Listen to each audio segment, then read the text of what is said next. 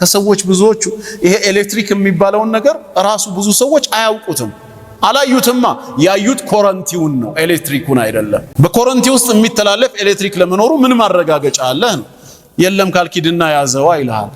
ሄደ ስትይዘው ኢፌክቱ ውጤቱን ነው ስታገኘው በኮዝ የምታምነው ማለት ነው። ታዲያ ቁርአንስ ወሚን አያቲሂ ብሎ አይደለም እንዴ ለአላህ መኖር የምታዩቸው ነገሮች ደሊል ናቸው ብሎ የሚሰጠን?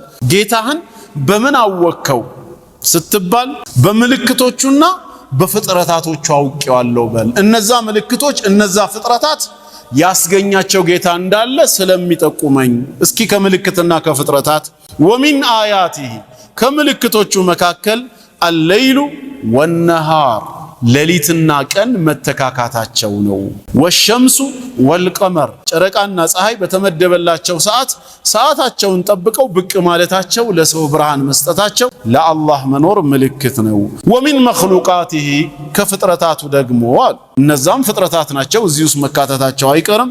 አሰማዋቱ ሰብዑ ሰባት ሰማያት፣ ወልአረዱነ ሰብዑ ሰባት ምድር፣ ወመን ፊሂነ እንዲሁም በውስጣቸው ያለው፣ ወማ በይነሁማ በመካከላቸው ያለው አትሞስፌሩም ምኑም በጠቅላላ ማረጋገጫ ነው በል።